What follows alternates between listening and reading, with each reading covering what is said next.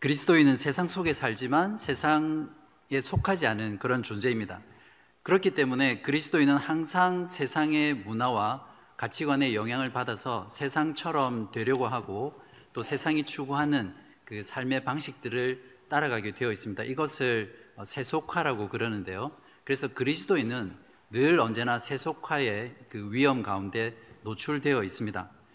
그렇기 때문에 성도의 신앙생활의 주된 일은 바로 우리의 마음과 생각 속에서 세상적인 가치관, 철학, 또 사상들, 또 그들이 섬기는 우상들을 몰아내고 성경적인 가치관과 생각으로 바꾸어 나가는 것이 우리들의 주요한 일입니다.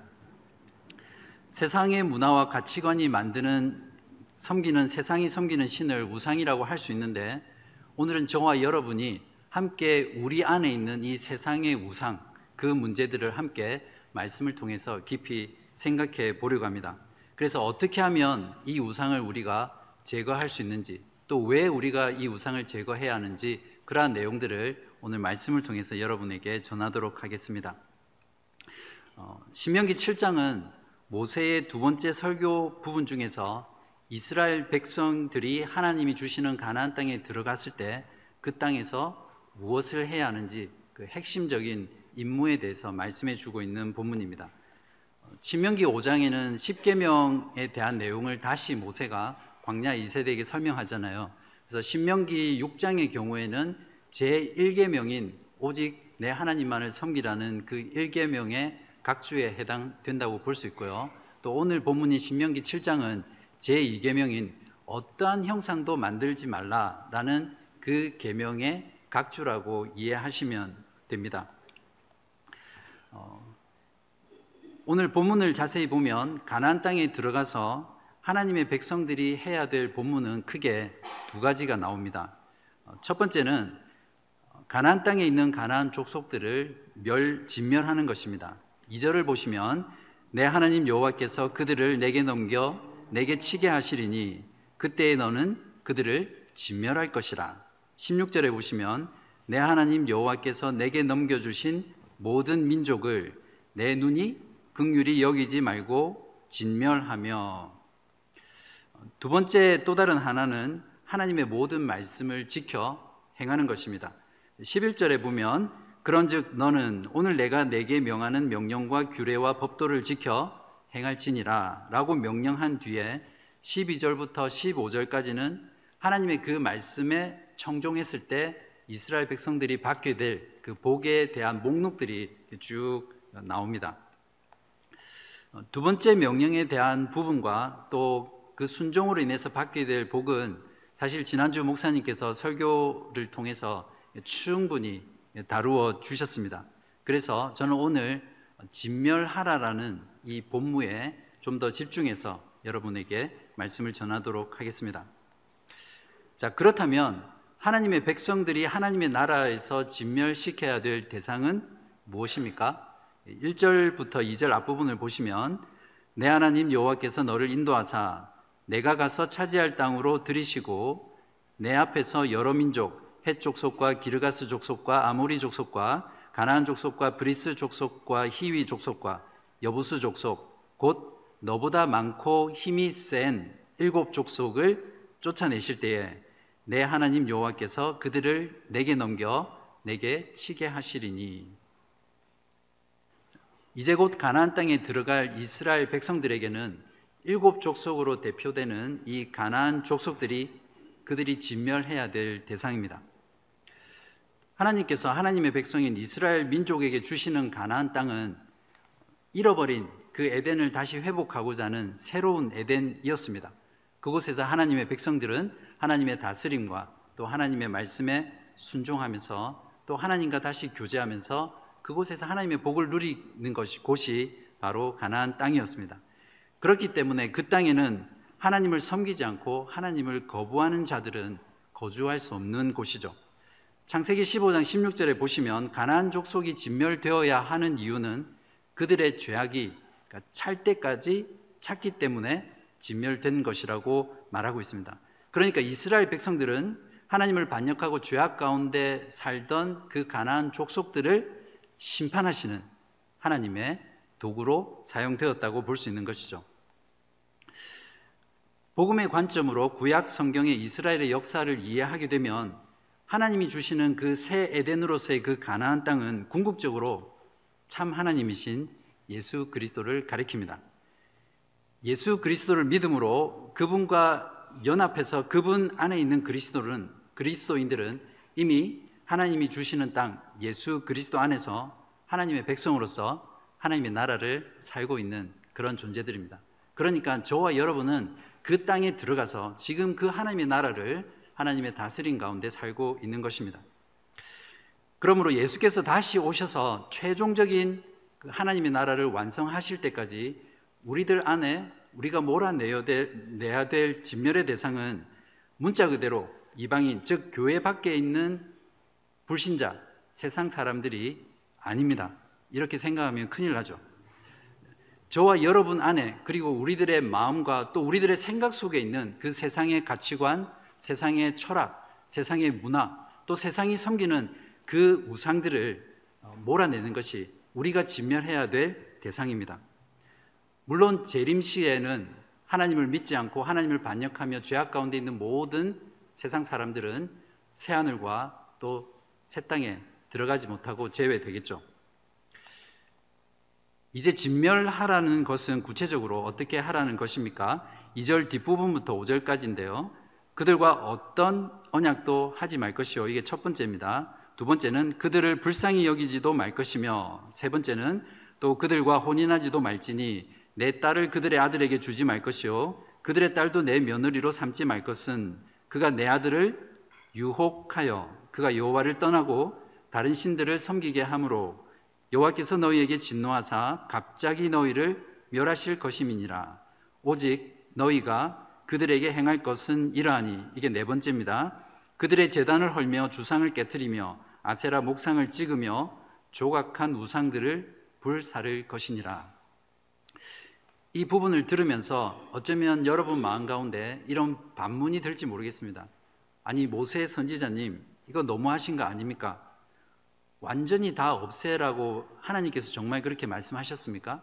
하나님이 정말 그렇게 말씀하셨다면 하나님은 도덕적으로 문제가 있는 분 아닙니까? 그냥 그 땅의 원래 주인이었던 그들과 함께 평화롭게 공존하면서 사는 것이 더 옳은 일 아닙니까? 이런 생각이 들 수 있을 겁니다. 하나님께서는 왜 하나도 남기지 말고 완전히 진멸하라고 명령하셨습니까? 저는 오늘 본문에서 세 가지 이유를 여러분들에게 제시하려고 합니다. 첫 번째 이유는 바로 이스라엘 백성들과 예수 그리스도를 믿는 저와 여러분들이 하나님의 성민, 즉 거룩한 백성, 성도이기 때문에 그렇습니다. 6절을 보십시오. 너는 여호와 내 하나님의 성민이라. 내 하나님 여호와께서 지상 만민 중에서 너를 자기 기업의 백성으로 택하셨나니. 자, 여기서 거룩한 백성이란, 거룩이라는 말 자체가 따로 구별되다 이런 의미가 있거든요. 그러니까 우리들은 세상에서 구별돼서 하나님께 소유된 존재, 하나님께 택함받은 그런 존재라는 것을 말합니다. 왜 하필 이스라엘 민족이고 또 왜 하필 저와 여러분을 하나님의 거룩한 백성이 되게 하셨습니까? 7절입니다. 여호와께서 너희를 기뻐하시고 너희를 택하심은 너희가 다른 민족보다 수요가 많기 때문이 아니니라. 너희는 오히려 모든 민족 중에 가장 적으니라. 여호와께서 다만 너희를 사랑하심으로 말미암아 또는 너희의 조상들에게 하신 맹세를 지키려 하심으로 말미암아 자기의 권능의 손으로 너희를 인도하여 내시되 너희를 그 종되었던 집에서 애굽 왕 바로의 손에서 속량하셨나니. 이스라엘 백성들이 거룩한 백성이 된 건 무엇입니까? 그들이 세상의 모든 민족 중에 가장 적은 민족이기 때문이었습니다. 그 말은 그들이 하나님의 성민으로 선택된 것은 그들이 선택될 만한 어떠한 조건도 아무것도 없다는 그런 말입니다. 즉 하나님의 전적인 주권이며 하나님의 전적인 은혜라는 것을 말해줍니다. 저나 여러분이 예수님을 믿고 하나님의 거룩한 백성이 된 것도 저나 여러분이 다른 사람들보다 더 착하다거나 또 더 잘 믿을 것 같다거나 그런 이유 때문에 선택된 게 아닙니다. 오히려 그냥 놔두면 너무나 마음이 단단하고 더 완악해서 절대 하나님 앞에 굴복하고 하나님을 믿지 않을 것 같기 때문에 하나님께서 강권적으로 우리를 택하시고 또 우리를 예수 믿게 하신 것입니다. 그저 하나님의 은혜로 하나님께서 우리를 사랑하시기로 작정하시고 또 하나님이 맹세하신 그 언약을 지키시기 위해서 우리들을 하나님의 은혜로 부르셨습니다. 이것이 구원에 관해서 그 위대한 종교개혁의 교리였던 오직 은혜, 무조건적인 선택이라는 교리입니다. 이 진술에 여러분이 마음속에 진심으로 아멘이라고 하실 수 있는 분은 여러분 진정 하나님의 은혜가 무엇인지 아시는 분이고 또 하나님의 구원이 어떻게 나에게 주어지는지를 아시는 그런 분입니다. 에베소서 2장 8절, 5절, 8절, 9절을 보시면 이렇게 사도 바울이 적고 있습니다. 허물로 죽은 우리를 그리스도와 함께 살리셨고 너희는 은혜로 구원을 받은 것이라. 8절입니다. 너희는 그 은혜에 의하여 믿음으로 말미암아 구원을 받았으니 이것은 너희에게서 난 것이 아니요 하나님의 선물이라. 행위에서 난 것이 아니니 이는 누구든지 자랑하지 못하게 함이라. 아멘. 두 번째 진멸해야 되는 이유는 하나님은 신실하신 분이기 때문입니다. 9절부터 13절을 보겠습니다. 그런즉 너는 알라 오직 내 하나님 여호와는 하나님이시요 신실하신 하나님이시라. 그를 사랑하고 그의 계명을 지키는 자에게는 천대까지 그의 언약을 이행하시며 인애를 베푸시되 그를 미워하는 자에게는 당장에 보응하여 멸하시나니 여호와는 자기를 미워하는 자에게 지체하지 아니하시고 당장에 그에게 보응하시느니라. 그런즉 너는 오늘 내가 내게 명하는 명령과 규례와 법도를 지켜 행할지니라. 너희가 이 모든 법도를 듣고 지켜 행하면 13절에 곧 너를 사랑하시고 복을 주사라고 하면서 15절까지 복의 목록이 쭉 말합니다.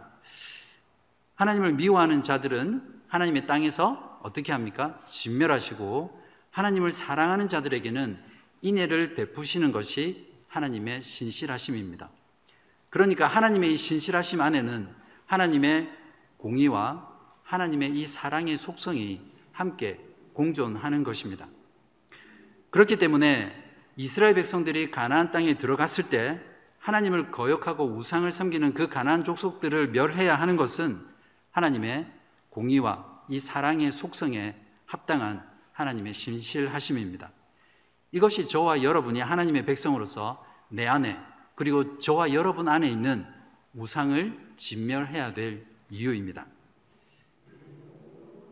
이제 세 번째로 우상들을 진멸해야 될 이유는 우상은 하나님의 백성들이 하나님을 떠나서 우상을 숭배하도록 만드는 덫입니다.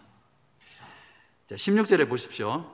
내 하나님 여호와께서 내게 넘겨주신 모든 민족을 내 눈이 긍휼히 여기지 말고 진멸하며 그들의 신을 섬기지 말라.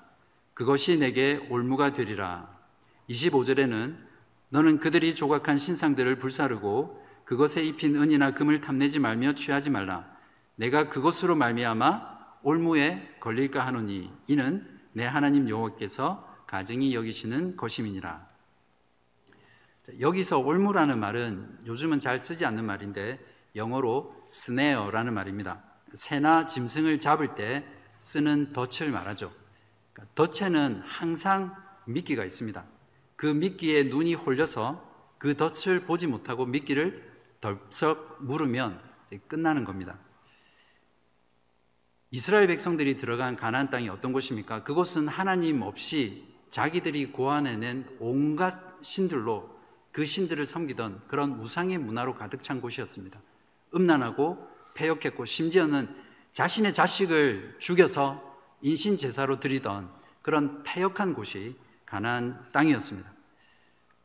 그래서 그들을 진멸하지 않고 그대로 놓아두게 되면 그것이 이스라엘에게 덫이 되어서 결국 이스라엘 백성들도 진멸당해야 될 가나안 족속과 함께 그들도 하나님께 진멸당하게 되기 때문입니다. 그렇기 때문에 반드시 그 땅 가운데 있는 그 가나안 족속들을 진멸해야 하는 것입니다.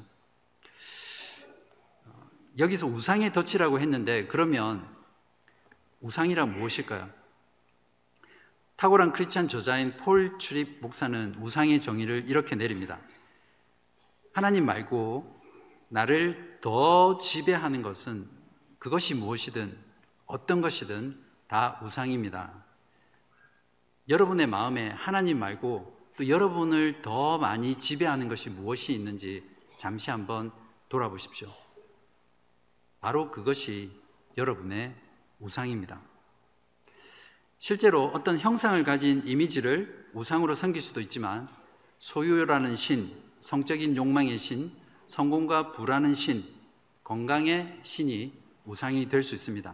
때로는 칭찬과 또 인정을 받으려고 하는 신, 경력의 신, 맛있고 좋은 음식을 찾아가는 신, 엔터테인먼트의 신, 자녀의 신, 좋은 집의 신, 취미의 신, 소셜미디어의 신, 요즘은 공부의 신도 있더라고요. 근데 배우자의 신은 잘 없는 것 같습니다. 아무튼 우리들을 하나님 말고 더 지배하는 것이 있다면 그 어떤 것도 우리 마음 안에 우상이 될 수 있습니다. 마음속에 있는 것들도 우상이지만 세상이 가진 사상, 철학, 세계관이 우리가 싸워야 될 더 거대하고 또 더 큰 그런 근본적인 우상입니다. 그러한 세상의 시대 정신이 우리를 이런 것들을 추구하게 만들기 때문에 그렇습니다. 하우츠 바르트라는 사람이 그의 책 현대우상 이데올로기에서 물질적 번영주의, 경제주의, 민족주의, 안보주의와 같은 이런 이데올로기가 현대의 우상이다 이렇게 말했습니다. 현대인들이 추앙하는 과학주의, 또 기술주의, 경제주의, 소비와 쾌락주의, 성평등주의, 페미니즘 이런 모든 것들이 사실은 현대인들이 섬기는 우상입니다. 이런 세상적 사상과 철학과 세계관이 그리스도인과 또 교회 안으로 밀고 들어오게 되면 우리들은 조금만 방심하면 하나님을 예배하는 그 자리에서 우상을 숭배하는 자리로 가게 됩니다. 우상들과 싸워서 진멸시키기 위해서는 우상이 어떤 속성을 가지고 있는지 아는 것이 참 중요하죠. 그 중에 몇 가지만 말씀을 드리겠습니다. 마음속의 우상은 눈에 보이지 않게 정말 교묘하고 또 미미하게 우리 마음 가운데 존재한다는 겁니다. 그래서 때로는 우리 신자들이 그것이 진짜 우상인지를 보통은 잘 알아차리지 못합니다. 어떤 경우에는 겉으로 보기에는 정말 경건하고 복음적이고 신실하고 그런 모습으로 가장해서 나타나는 것이 우상입니다. 두 번째 마음속의 우상의 속성은 이 우상이라는 것은 시간이 지나면서 점점 자라간다는 겁니다. 우상을 처음 한번 맛을 보잖아요. 그러면 그 다음은 대체로 멈추기가 어렵습니다. 중독이라는 게 그렇잖아요. 마약, 또 포르노, 또 게임에 중독된 사람들은 처음부터 중독이 된 게 아니에요. 그냥 처음 한번 맛을 봤는데 그 다음에 그 맛을 잊어버릴 수가 없는 거예요. 그래서 자꾸 가게 되고 한 번 가는 게 두 번 가게 되고 그러다 보니까 나중에는 자기도 모르게 그 중독된 것이 내 삶을, 나의 모든 존재를 지배하게 되는 그런 마치 노예처럼 끌려다니는 그런 지경으로 나아가게 되잖아요. 우리들 마음 안에 있는 우상도 마찬가지입니다.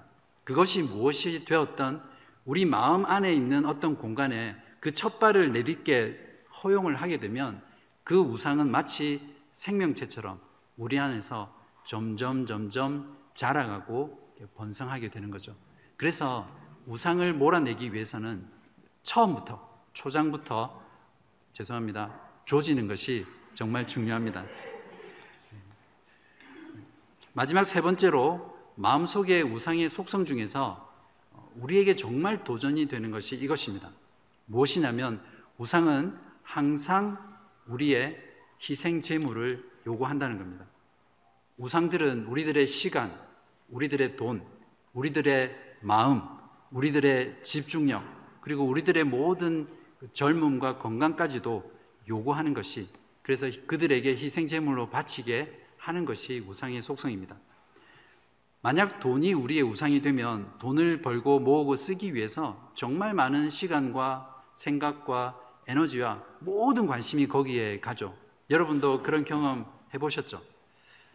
엔터테인먼트나 스포츠 혹은 취미가 우상이 된 사람은 그것을 더 잘 즐기기 위해서, 또 더 많이 즐기기 위해서 돈을 쓰고 시간을 쓰고 또 자기에 있는 모든 정열을 써서 마음과 뜻과 정성을 다해서 그것을 사랑하고 또 그것을 하게 되죠.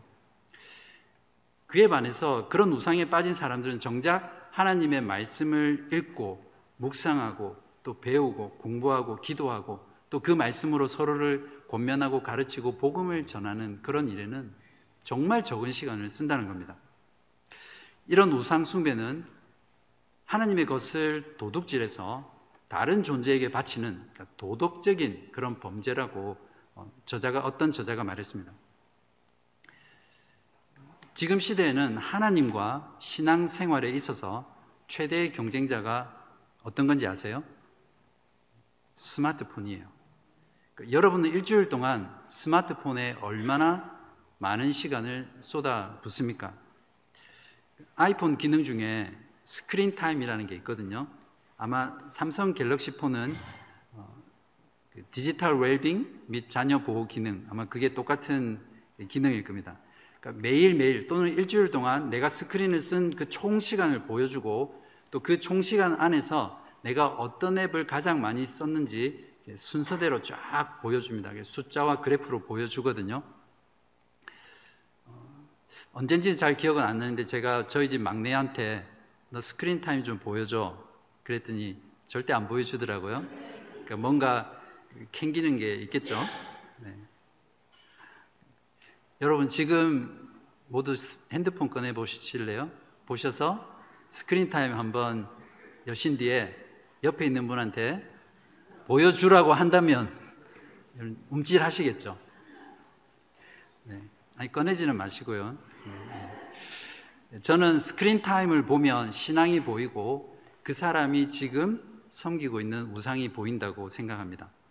댁에 돌아가셔서 진짜로 스크린 타임이나 디지털 웰빙 그 기능을 여셔서 여러분이 일주일 동안 얼마나 많은 시간을 스크린에 보냈는지 또 어떤 앱을 가장 많이 보셨는지 한번 점검해 보십시오. 저 같은 경우도 성경 앱이 제일 많이 본 건 아니더라고요. 네.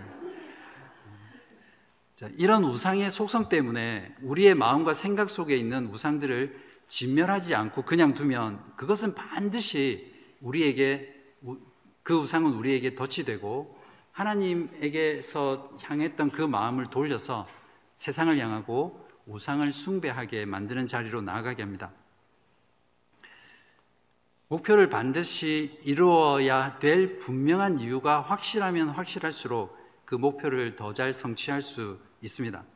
마찬가지로 우리가 왜 우상들을 진멸시켜야 하는지 그 분명한 이유를 알게 되면 우리는 신앙생활 할 때 우상을 더 잘 진멸해 갈 수 있을 것입니다.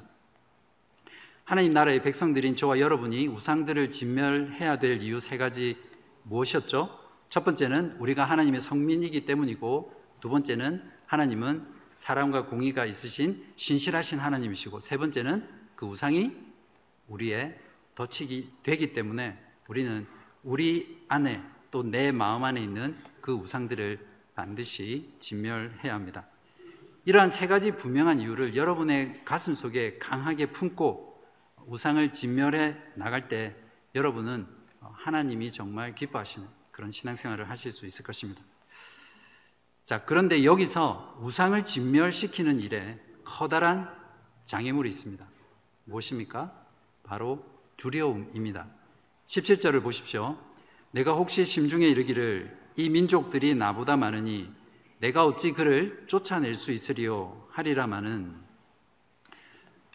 모세는 가나안 땅에 들어가서 가나안 족속들을 진멸해야 될 광야의 새로운 세대, 그들 역시도 그들 부모들처럼 두려워할 것이라는 것을 미리 내다봤습니다. 그래서 그들에게 이 두려움에 대한 처방약을 제시하는데 18절부터 21절 사이에 이렇게 주고 있습니다. 그들을 두려워하지 말고 내 하나님 여호와께서 바로와 온 애굽에 행하신 것을 잘 기억하되 내 하나님 여호와께서 너를 인도하여 내실 때에 내가 본 큰 시험과 이적과 기사와 강한 손과 편팔을 기억하라.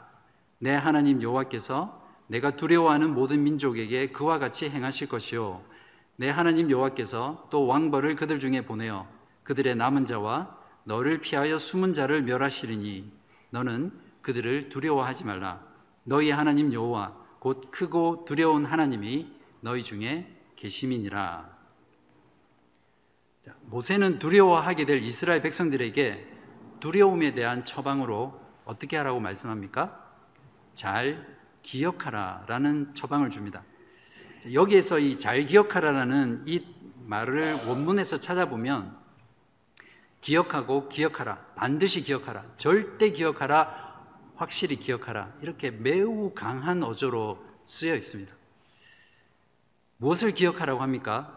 하나님께서 그들을 구원하시기 위해 무엇을 행하셨는지를 기억하라고 합니다. 왜냐하면 하나님께서 그들을 위해서 행하신 그 일과 똑같이 앞으로 그들에게도 행하실 것이고 바로 그 하나님께서 너희들 가운데 함께 하기 때문이다 라고 했기 때문입니다.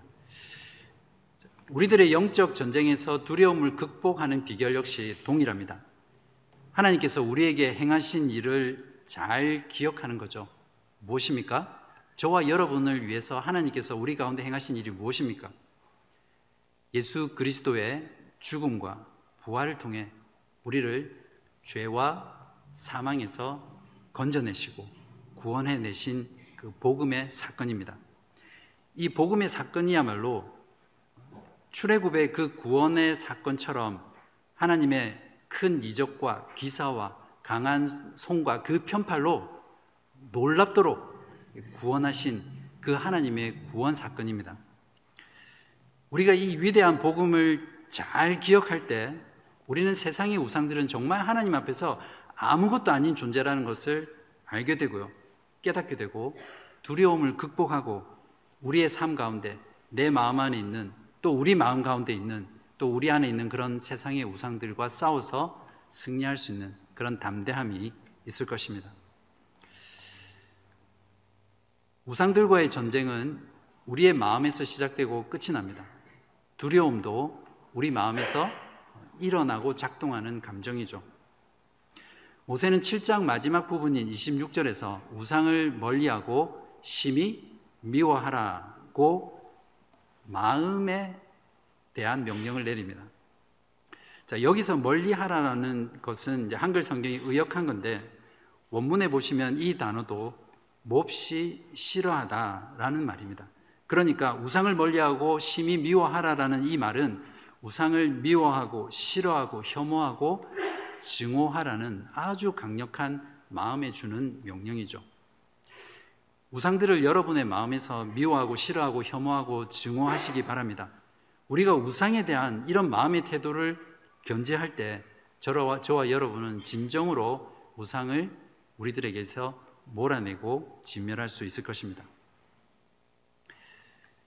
사랑하는 여러분, 지금 여러분의 마음과 생각을 한번 깊이 해부해 보십시오. 어떤 우상들이 있는지 마치 형사가 수사를 하듯이 그렇게 파헤쳐 보시기 바랍니다. 어떤 분의 마음은 우상들로 득실하는 우상의 소굴이 된 분도 있을 것이고 또 어떤 분은 뱀이 꽈리를 틀고 앉아 있는 것처럼 군데군데 우상이 자리 잡고 있을 것입니다. 또 어떤 분은 깨끗하게 청소된 그 집처럼 우상 하나 없이 그런 깨끗한 마음일 수도 있습니다. 그러나 조금만 방심하면 금방 그 깨끗한 집도 우상으로 얼마든지 찰 수 있습니다. 그렇기 때문에 신앙생활의 본문은 내 안에 그리고 우리 안에 있는 그 우상을 진멸하는 것입니다. 이때 우상을 진멸하는 비결은 우상을 진멸해야 될 분명한 이유를 우리가 알고 하나님의 그 분명한 이유를 알고 그리고 복음을 항상 기억하고 또 그래서 그 두려움을 이기고 우상에 대해서 미워하고 싫어하고 심히 증오하는 마음의 태도를 견지할 때 우리는 이 우상을 진멸할 수 있습니다. 저와 여러분 안에 있는, 또 우리 안에 있는 우상들을 진멸하는 일은 오늘 했다가 아니면 일시적으로 했다가 끝나는 일이 아닙니다. 저와 여러분이 죽는 그 순간까지, 또 예수 그리스도께서 다시 오는 그 순간까지 우리가 계속해서 치루어야 할 영적인 전쟁입니다. 때로는 이 전쟁에서 지기도 할 것이고 때로는 이 전쟁에서 이기기도 할 것입니다. 그러나 우리가 분명히 기억해야 할 것은 우리에게 이미 최후 승리는 보장되었다는 것입니다. 예수 그리스도께서 이 땅에 오셔서 자신의 몸에 저와 여러분의 그 우상 숭배의 죄를 대신 지고 십자가에서 죽으셨습니다. 그러므로 예수 그리스도를 믿고 그분을 나의 구주로 받아들이는 그 저와 여러분 모두는 우리들을 묶고 있는 그 강한 죄책에서 자유롭게 될 뿐만 아니라 우리들을 묶고 있는, 그래서 우리들을 강하게 조종하는 그 우상의 묶임으로부터 우리를 자유케 하고 또 해방시키셨습니다. 그래서 이제는 우리는 마음을 다하여 뜻을 다하여 또 우리의 힘을 다하여 정성을 다하여 하나님을 진짜로 사랑할 수 있는 존재로 만들어 주셨습니다. 그러므로 늘 복음을 듣고 복음을 알고 또 복음을 믿고 또 복음에 따라서 복음 가운데 살아가는 그런 여러분 되시기를 바랍니다. 그렇게 사는 길만이 하나님 나라의 백성으로서 하나님 나라를 살아가는 지금 이 순간 내 안에 그리고 우리 안에 있는 그 우상들을 진멸하고 하나님께서 주시는 그 복을 지금 누릴 뿐만 아니라 또 영원토록 누리게 될 것이라고 확신합니다. 기도하겠습니다.